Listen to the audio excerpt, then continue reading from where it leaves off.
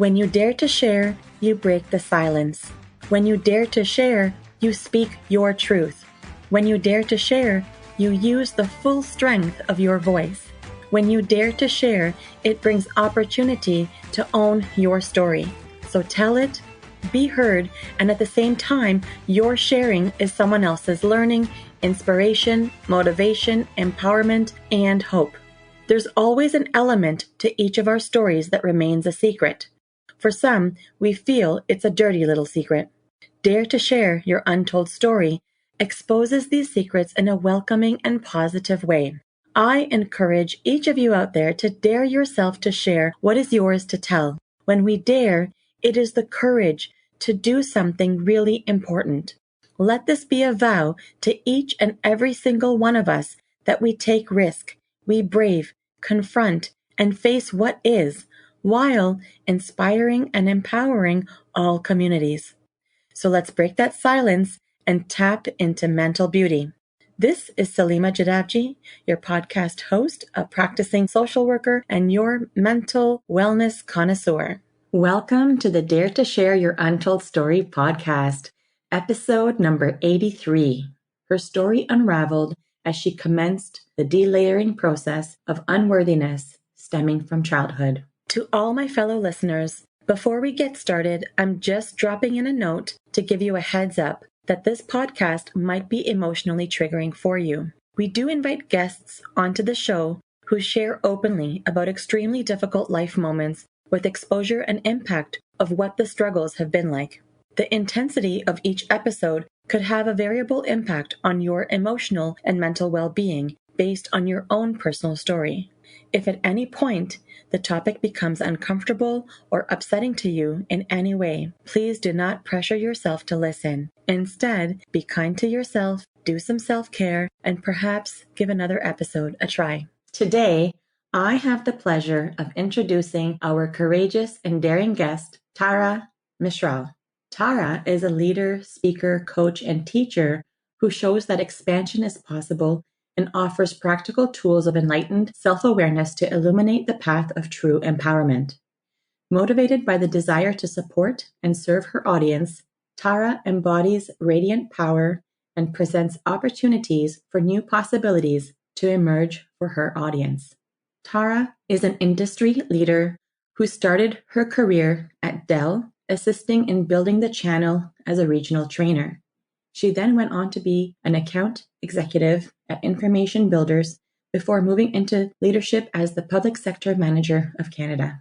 Through dedication and hard work, Tara built a career around providing exceptional service to everyone she encounters. She continues to push the limits of sales possibility and is an integral leader of multiple teams dedicated to growth and precision. Well, hello, Tara. Welcome to the Dare to Share Your Untold Story podcast. I am so excited to be here today, Salima. Thank you so much for having me. Let's have a competition on who's more excited. I don't know. I think we'll just have excitedness galore. Yes, let's just embrace all the excitedness. I love it. I actually am really pumped for this opportunity today to have you as a guest on the show, especially for your willingness to be here and to be so present and to take time out of your schedule and move things around in your schedule so you can be here. So for me, I feel blessed to have you today. So thank you. It is my extreme honor, and I feel blessed to have the opportunity and privilege to share my story. So thank you for making a safe platform for us to do that. Amazing. Thank you for saying that. And it's really, you see, when guests such as yourself come onto this show, each of you have given me permission, and you're about to give me permission to tap into your vulnerability, into things that are most vulnerable for you or have been, and then allow me to draw from your strength and your insight and your inspiration. So it's just a humbling experience for me. And I'm really glad that you're here because together we can take a stance to help break barriers of mental stigma. And Tara, in case you're still wondering, this podcast is all about bringing forward untold stories that people go through, whether it's directly about a mental health struggle or something else. And we know that no matter what the story, there is impact on one's own mental health in some way, which remains tucked away. And so this platform, it serves in a way to break these barriers of mental stigma, which have been conditioned in our society. So each episode that we have, my mission is for both of us to encourage people to share and tell what individuals typically have reservation to express. And of course, I continue to bring forward a trend, and it's called the mental beauty rethink. So, Tara, tell me, what is the first thing that comes to mind when you hear this phrase, the mental beauty rethink? I love it because I feel that for so long, mental health and mental illness have been something that have been ignored and not really given a space to explore because it has such a negative undertone. The Mm-hmm. beauty of what the mental beauty is, not to use beauty so much, Mm-hmm. but the niceness of that is that we can really dig into it and see that even if we're struggling with something or if we are going through our ups and downs in life with our Mm-hmm. mental health, there is beauty in all of it Mm-hmm. because all of those moments are what create the individual that we are, the skin we walk in, the soul that we represent, everything about us. So by having it classified as an illness or always feeling like it's something is wrong with you, we don't really get to explore the other side of it, which is the beautiful side that the struggles create on the end. And, just reframing it with the beauty context, I think also makes people more willing to share and talk about it and bring to light some of the things that they could be struggling with or even come on the other end of that we need to hear about. You like nailed it and then some. Thanks. It's really great because, yeah, first of all, yeah, there's definitely the intention was to create this idea where there's more openness and willingness for people to just take a crack in, tap in and Mm-hmm. see what's going on for themselves, and also an opportunity to recognize that mental wellness, just like physical wellness, you go through ups and downs through these experiences. It influences us to be who we are as a whole, right? Like the Mm-hmm. sum of all these parts, right? Your take on it, and just the way you coined it and positioned everything, it just is so clear that the message is getting out there. So I get excited every single time I ask people this question. So thank you. You're welcome. Amazing. So Tara, are you ready to unravel with me today? I can't wait. Amazing. I'm Still like, please, let's excited. go before I lose my nerve. Oh no. Well, then in that case. Just kidding. But yeah. Okay. So then here we go. Question number one. Without further ado, give us that newspaper headline of how you would title your untold story. How would it read? First of all, I love this question, and it took me a minute to think about it, but mine is Phoenix Rising, Unleashing the Wise Feminine Warrior Within. Okay. Say it one more time. Phoenix Rising, Unleashing the Wise Feminine Warrior Within. I love it. I love it. Phoenix Rising, unleashing the wise feminine warrior within. How did it feel for you when I said it back to you? It felt really good. And my neurological system and everything just felt calm when you said it. It felt very like it's just the truth. Right.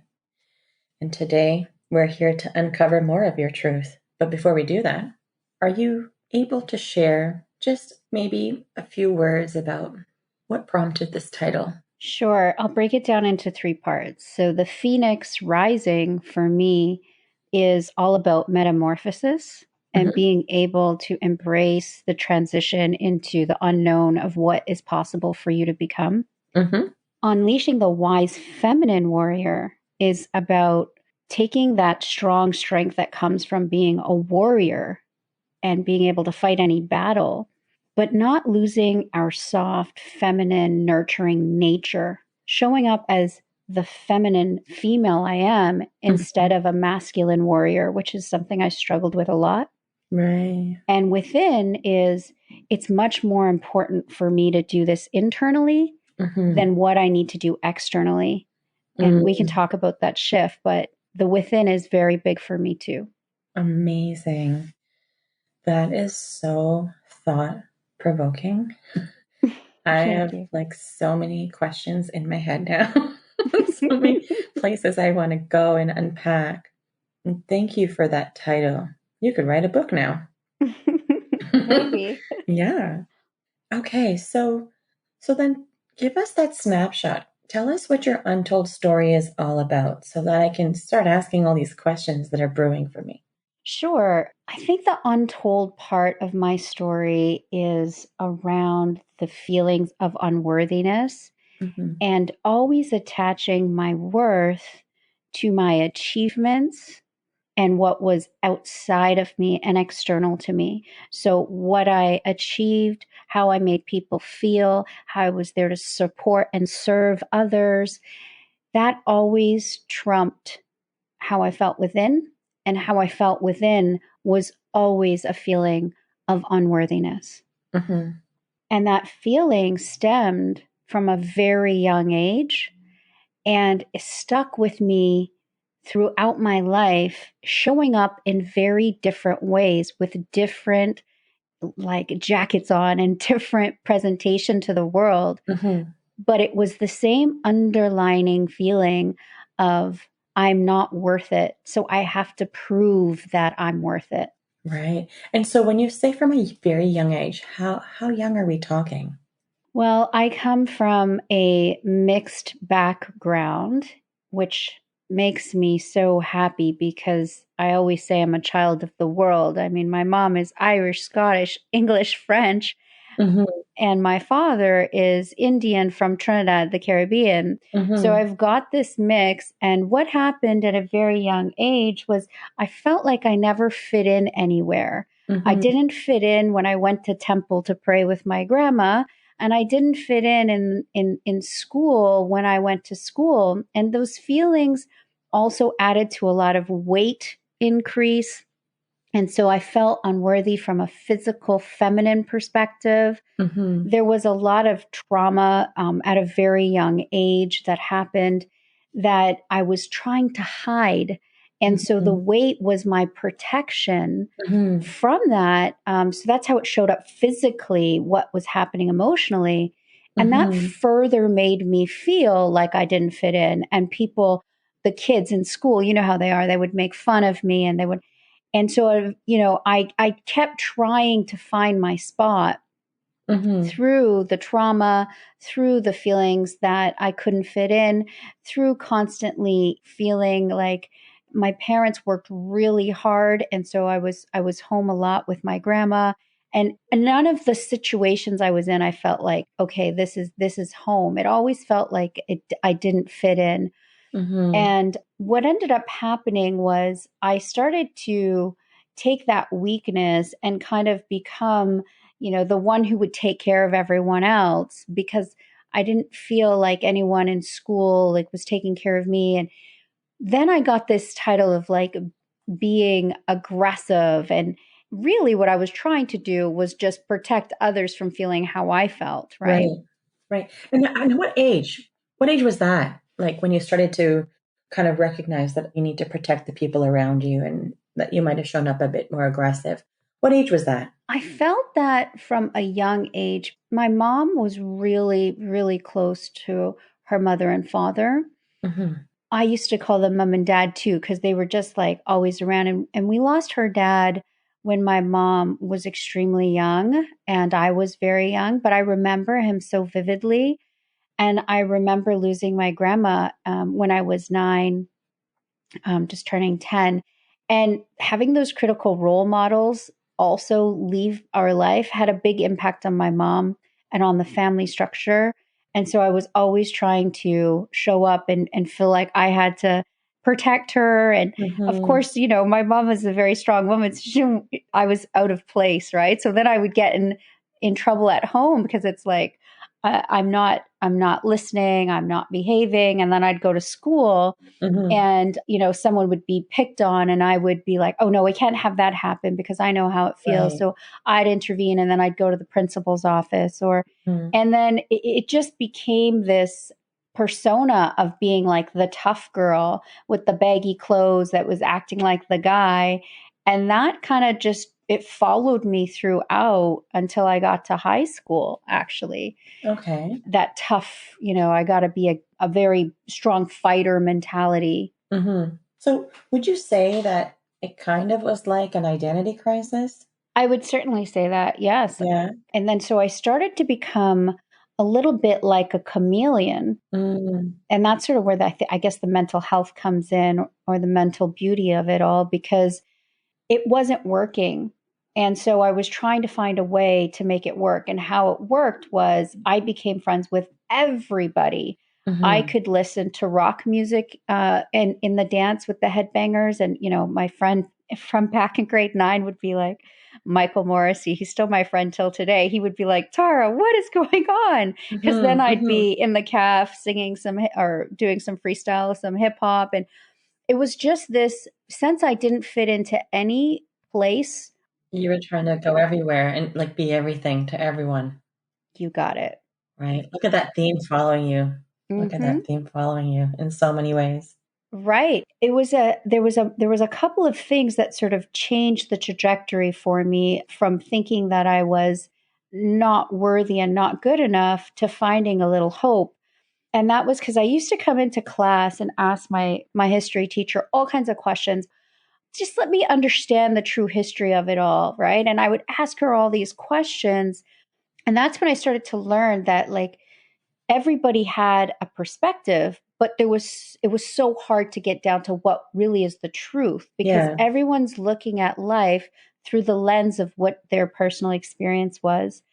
That changed things for me because I was like, hold on, I'm not just the tough girl. I am a smart girl as well. Mm-hmm. Now I'm going to use my brain to get ahead. Right. And that kind of became the new identity for me was smart and then tough. Okay. Smart and then tough. And really it seems like you were deciphering that perspective and truth. So how did you connect more to truth then when you were in high school?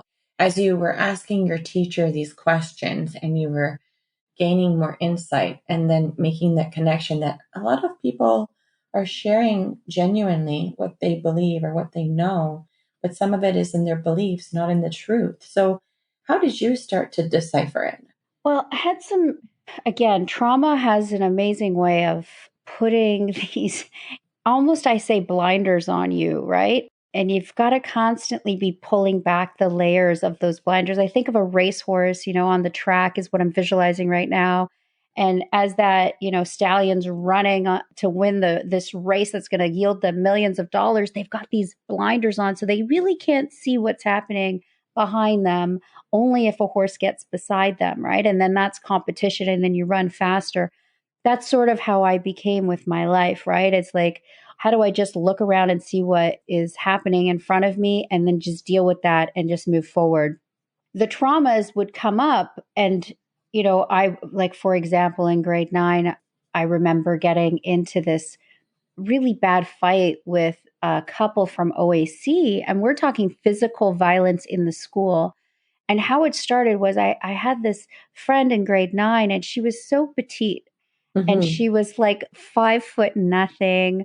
And then there was the opposite because OAC back then, you're like 19 years old. So, for audience members to know, OAC was that year 13 Yeah. in high school in Ontario. So, they had grade 13 for a while. And then, many decades ago, they transitioned grade 13 into Ontario Academic Credit, OAC. And then there came a time where they eliminated that grade. But when you're referring to OAC, that's what you're talking about, right? Absolutely. And thank you Okay. for clarifying. So you can imagine the age gap and the size gap. And what ended up happening was she was bullying this younger girl, basically. And Mhm. I had kind of just said, okay, guys, just calm down, everybody just relax. But Mm-hmm. she ended up pushing me and then grabbing my hair. And then we got into a physical altercation. Mm. And her boyfriend at the time was wearing steel toe boots and he kicked me in my nose. Oh my goodness. And there was blood everywhere throughout the high school, the corridor. And I'll never forget that no one came to stop him. This is a 19-year-old man kicking a 14-year-old girl in the Mm-hmm. face, and no one came to stop them. And Mm-hmm. maybe it was because some of them thought that I was so tough. But all Mm. that did for me was reinforce that I had to always have my own back. I had to take care of myself Mm-hmm. as well as others, but then no one was going to take care of me. And what that really meant was that I didn't feel safe. Right. I got suspended and this gentleman got suspended. Mm-hmm. But that type of physical violence from a grown man to a child, it never truly left me. And Right. that sense of feeling unsafe, I didn't realize, but it played a critical role in my dating after the fact as well. Mm-hmm. Mm-hmm. I'm inching with some curiosity about something, if it's okay for me to ask. Please do. Yeah. So we were talking about the feelings of unworthiness and how deeply rooted they are, and this theme of not fitting in, and all the different ways that you experienced that, and really feeling unsafe and the trauma blinders. At any point, was there any connection to feeling like there was a theme of abandonment? Absolutely. Yeah. Can you speak to that a little bit?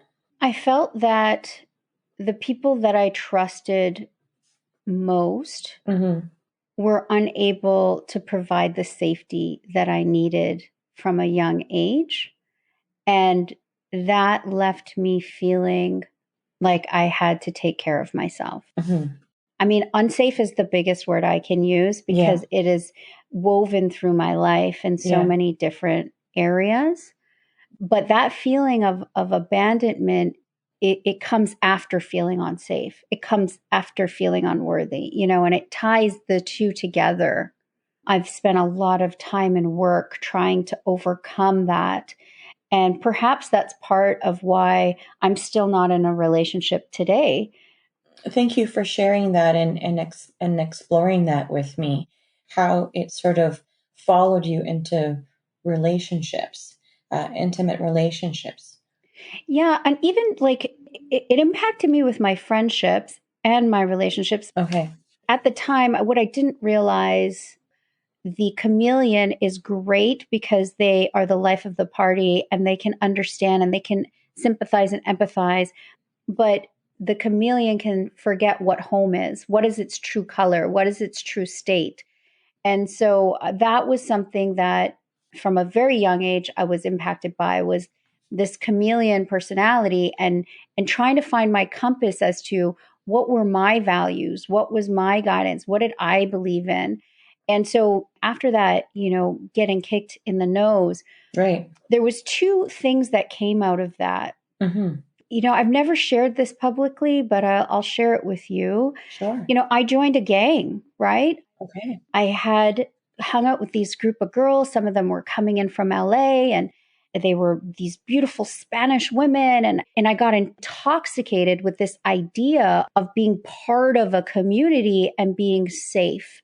Mm-hmm. And then people started getting hurt, and I needed to get out.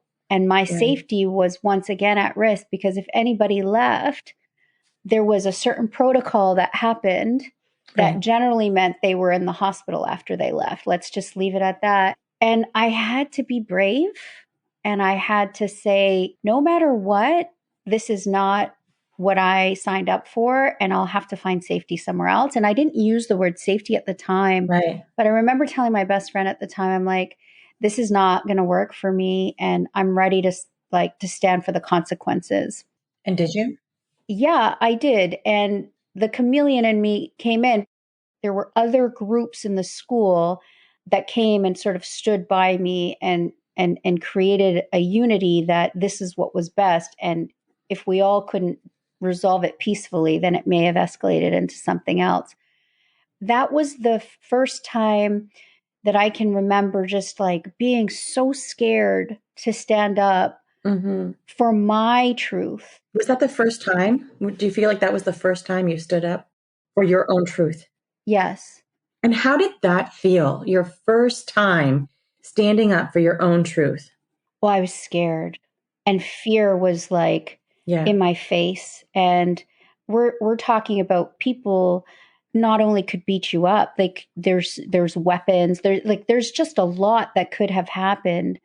While you were in the process of standing or choosing to stand, it was all fear bundled, right? Yes, yes. And it was like unraveling this fear. And then as I did it, it reinforced for me that as long as I were using my values to guide me, I would be okay. The safety didn't come from external. It came from me leveraging my values over everything else. And that's where the within comes from. Yes. Lady warrior. Oh my goodness. But what's really funny on the other end of that, at the same time, I had this grade 9 math teacher. And in grade 9, I like in the beginning of the year, I had like 50s or 60s. I remember we were in the auditorium and I'd seen people walking across the stage who had gotten the honor roll. And I said, I think I want to do that. I said to my grade 9 math teacher. And she looked at me and she giggled and she said, come on, Tara, you're a 50 student. And this is the second time I stood for myself because at the end of the year, I was on the honor roll. And I wanted to make it abundantly clear that it wasn't because I was incapable. It was because I was lost and I wasn't engaged and they weren't challenging me enough. So by her saying that, it was one of those, okay, I'm going to show you moments. And after that, I remember a similar thing happening with like student council where literally they didn't let me on student council, and the whole like school, I had like 700 names, signed a petition so I could be on student council. And so that feeling of standing up for myself started with, the gang. It went to showing that I could do it on the honor roll. It went to showing I could get into student council. It actually changed my life because now I wasn't the scrapper who couldn't get past a 50, who underneath all that was just a lost little girl who felt like she didn't fit in, she was unworthy, and she wasn't safe. Right. Now I was a warrior who could do anything she wanted and could prove to anybody that I could do it. Right. But even on both sides, I still wasn't allowing the real me to show up. I went from one image to another, but both of them were a facade. So it was like a process for you, right? While you're connecting with yourself and being more of yourself, you weren't still really showing up in your full element. And even from then, I used to try, and I never called them limiting beliefs, but I used to try and pick back to like younger years to like, why am I like this? And there was a while, when we talk about mental beauty, there was a while there where I was like, am I manic depressant? I started thinking I was manic because I was going from up to down and I wasn't feeling regulated. So I started doing all of these things to try and be okay. But like no one's okay in high school. And there's a lot of ups and downs that teenagers go through, right? Yeah. And then so I started like, I never was one to date multiple boys, or I was always like, I'd get into a relationship. Like I got into a relationship with a boy in grade 10. And then I got in a relationship with a boy in grade 11.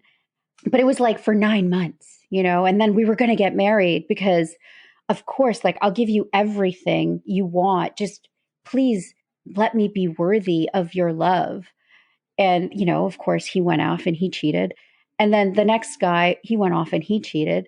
And then I met, my long-term boyfriend who was 23 and I was 17.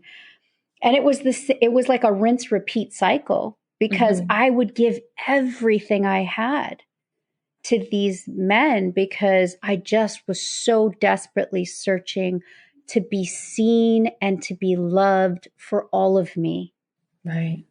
And that's the thing, right? When you're desperately searching for that sort of attention, to be loved and to be seen and to be heard and to feel like fully accepted unconditionally.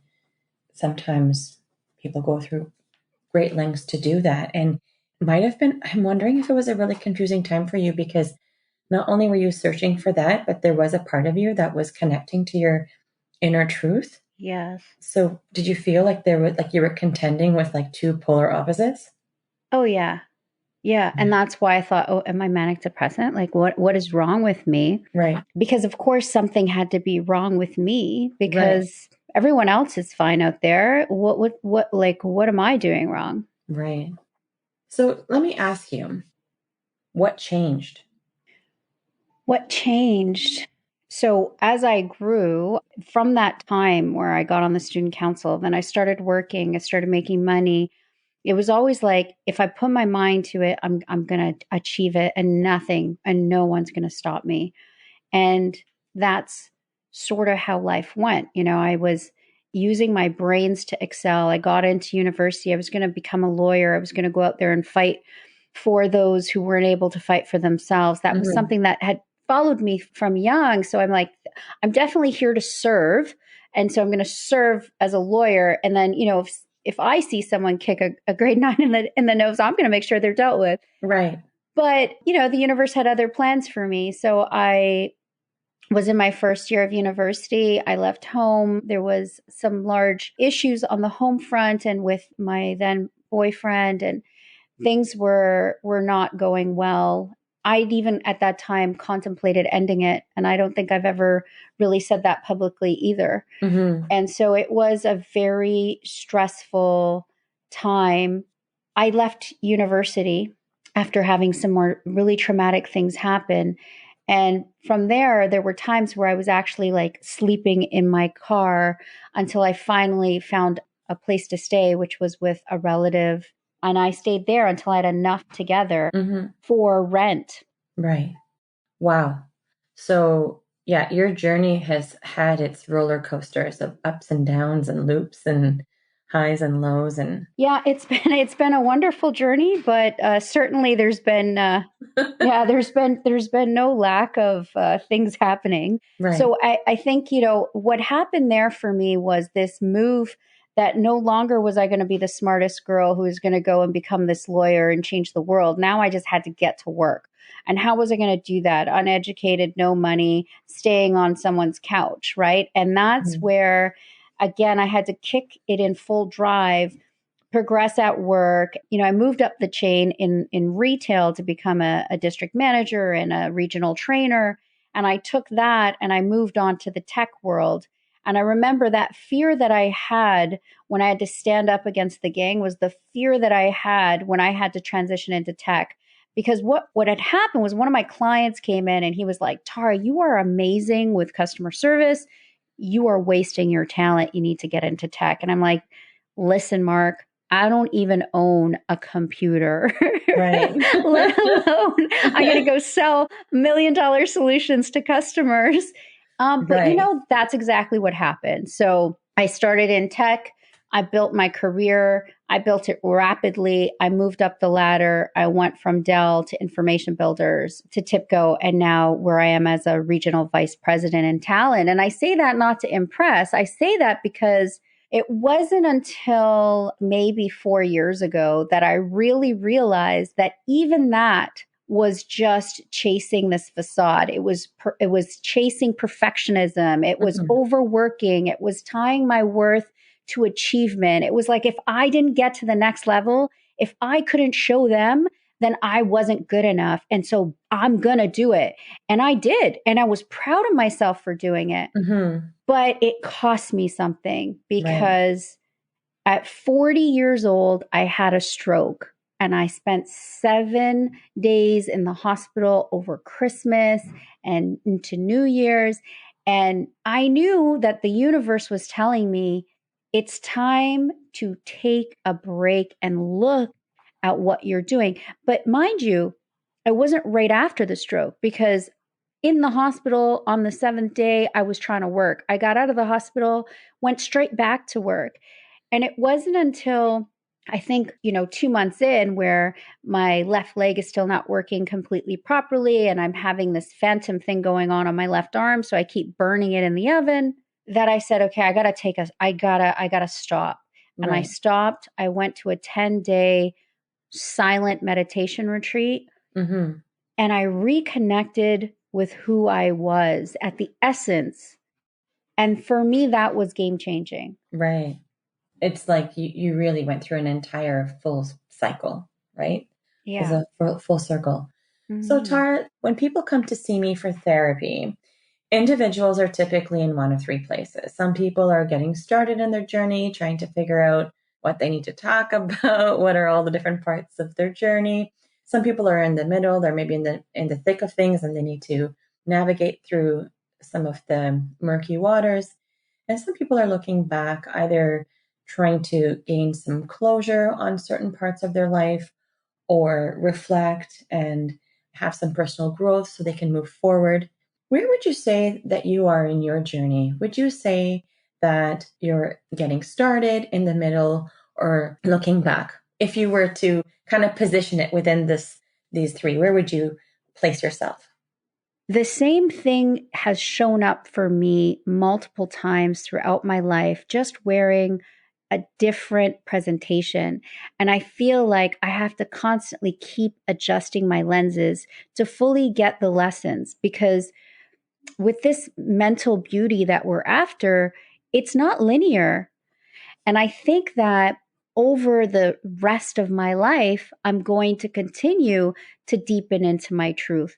And when I do, it always presents initially as struggle and strife, which makes my mental well being impacted. And on the other end of it, the lesson presents itself and I feel better. But there's always that in between stage that arises through every lesson that I'm learning. And I don't think that that's going to stop. It's like I keep peeling the onion layer after layer, and I think that it's done. And then I realize, no, like I'm not even at the core of it yet. So if I had to pick a beginning, middle, or end, I would say the middle. And I guess it will continue to unfold. And hopefully I'll get to the end before this life is over. But I don't know if that's truly going to happen. And I'm okay with that, because I continue to learn about myself and about others. No, it's your story. It's part of your journey. So, Tara, I'm curious. So, in terms of like how your untold story has affected your mental health, if you're okay, if you're okay to give me permission, earlier in our chat, you mentioned how you had contemplated to end it all. Can you speak a little bit to not so much what was going on in your life, but what that experience was like? Like, what were the pain points and what were the thoughts you were entertaining and the emotions that you were experiencing? What was that like for you? That I was causing other people grief, and that I wasn't going to amount to anything, and that I wasn't worth anything, and that nobody really understood me, and that I wasn't safe anyways. It was just this, idea. Thankfully, as it arose, it never, came through for me to end it. Like I never ended anything, but Mhm. You're still here. I'm You're still here. here, still Yeah. fighting another day. And it's never come up again after those teenage years. But my heart goes out to those out there who are feeling like that is the answer, because I've lost many of those around me to Hmm. that. And I feel that it's because of that lack of belonging. It's because of that, like nowhere to turn and that stuck, and just allowing that grief to absorb you, Hmm. and not having a space to really talk it through and talk it out. And that's why I'm so happy we're having conversations like this, Right. where we can say, hey, we're on the other end of it. Mm-hmm. People look at us and they think, oh, we have this perfect life, or everything comes easy, but at the end of the day, we all struggle in some capacity. And if we can just listen to others and give them that space and listen with curiosity, sometimes that can make the difference between them staying around and them choosing differently. Right. Absolutely. Okay. So, Tara, what is your key message to the listeners of our show? It sounds like you're starting to give a message. So, based on your story that you've shared, what do you want people to know? What we've talked about today has been different than the things I thought we were going to talk about, which is amazing, right? And that means you've provided a safe space for things to come up. So first of all, thank you for that. Well, you're welcome, but I can't take all the credit because I think there's something called neurolinguistics. so that the more you talk about your story and the more you unpack and delayer, my friend, Tara, what happens is you have access to more. You make more connections. You have more more perspective. You have more insight and the readiness, the onion peeling, right? That peeling of the onion. You're naturally, more organically going there on your own. It's not me. It's you. You're doing it. Well, thank you. And thank you for providing a safe space to do that. So I guess like the message, if we were to sum everything up, is that I think that feeling of unworthiness can come up in several different ways, but it's these childhood traumas that instill a limiting belief in our minds. And that limiting belief can sometimes stop us unwillingly from going out and creating the life that we were destined to do when we were put on this planet.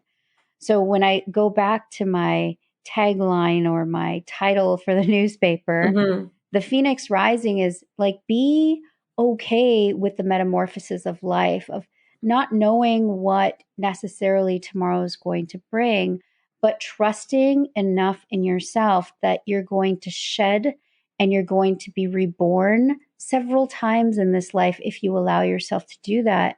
And you can leave the limiting things behind and create something and grow into something more beautiful and more powerful. Unleashing the wise is, again, being able to listen to your internal compass. What are your values? What are your morals? What do you want to create? And what do you want to stand for? And using that to guide all of your decisions. That will help keep out the outside noise. And as a woman, I have to point on the feminine warrior, because as we progress, many of us women have felt that we've had to contort ourselves into a box and play an image as to what others want to see. And when we're, let's say, breaking out of that box to professionally go after a VP title or a C-level title, or breaking out of that box to not have children or to travel around the world, we have to do that with a certain energy. And I used that energy for a long time, as I said, until I became 40. Now I understand that it's okay for me to be soft and to be pretty and to wear bright colors and whatever, how femininity shows up for me, to still be nurturing and to be compassionate and to have empathy, and use that with the warrior, with the strength, and coupled together.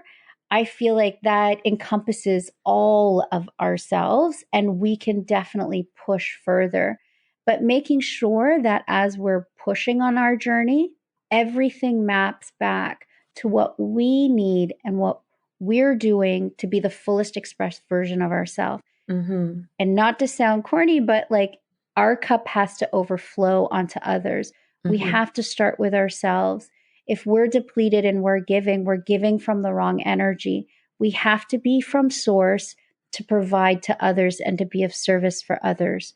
So as you're rebuilding yourself, remember who you truly are, stay core to your values, and always make sure that your cup is full before you serve others. That's an excellent message that people need to hear. So I'm so glad that you shared that. And so, I am curious. I have been with others as well. But for you, I'm really curious about what was that game-changing inspo, like that inspiration that you might have had that's close to you that would have reflected your untold story? What was that piece for you that helped you pivot? Like, was there a quote or a mantra or a book or a person or a place, like an event? What spoke to you that really anchored you? There's been so much serendipitous moments along the way that have reinforced that I'm here for something far greater than feeling unworthy about myself. But I think the latest, most pivoting thing for me wasn't having the stroke. It was probably on the other end of the stroke when I sat in that silence retreat and I reconnected to my soul and myself. And in the quietness, there was just so much noise. And I think at that moment, it's when I really realized how much noise goes on in our head that's all self created. Mm-hmm. And being able to get in front of that a little bit more, understand what the triggers were for the noise, understand what I call the gremlin on our back that makes us self doubt. All of that came after that silence retreat. Then I did some CPT training, I did some coaching training. After that silence retreat, I guess I emptied out enough room of noise to actually hear what was important. Right. And then to go study and understand how to listen to what's important more by quieting my triggers and my traumas. Right. Wonderful. And so then what is an organization or a cause that has been impactful to you on your journey that you might want to give a shout out to? Who are they? I would say the Vipassana meditation. Where you did your silent retreat? Yeah, I have to give them a shout out. And, you know, you have to be ready for it. But for me, it was game changing. And then Basket Brigade, I've been working with them for well over a decade, but they're local here in Ontario. They have different chapters all over the world, but the Basket Brigade Canada, Joanne runs that. And I'll tell you, it's so gratifying to just be able to get food and to deliver it and to see families' faces and to make an impact. So that organization I'd also like to call out, because there's nothing like understanding our first world problems than when we're seeing people who are struggling to even have food on the holidays to eat. Perfect. Okay. So tell us how people can connect with you if they would like to. How are you findable? TaraMishral.com. If you go there, you'll find all of my handles. Tara Mishral Speaks on Instagram. You'll find my LinkedIn, my YouTube, and my Facebook. But that's your one-stop shop. Perfect. And the great thing is that we've grabbed all that information already. And so it's on your show notes page. So people can also click on your episode and they'll be able to scroll down and see how to reach you as well. So that's perfect. Okay. Tara. Yes. Guess what? What? You've just dared yourself to share. Congratulations. Thank you. Yes, yes. Tara, I would just like to take a moment in a serious note to express my gratitude for the story that you have unpacked today, what you have shared today, all this unpacking that was a part of your journey through the unworthiness and not being able to feel like you could fit in, touching on the impact of growing up in a mixed race and acknowledging the various traumas that continued to show up in your world and yearning for love while undergoing your identity crisis and then being able to take the time to slow down and reconnect and find yourself full circle. I am truly grateful to have been able to hear and witness your story today. So thank you for the deep conversation and for all the daring and sharing. And thank you for having me and giving me a safe space. And to all the listeners who are listening, thank you for your time and attention. Time is our universal equalizer, so I know how important it is. Absolutely. And once again, Tara, thank you for being part of Dare to Share Your Untold Story and helping to be a voice in breaking down the barriers of mental stigma. To all of our listeners, if you like what you've been hearing on this podcast and you want to be part of breaking down barriers of mental stigma, I invite you to go wherever you are listening to the episode and hit subscribe. Leave us a comment or a review of the episode and maybe how you relate to it. To learn more about what we offer, visit www.daretoheal.co. And if you are feeling ready and brave to share, please submit your story by visiting www.daretoshare.co. Thanks for joining in.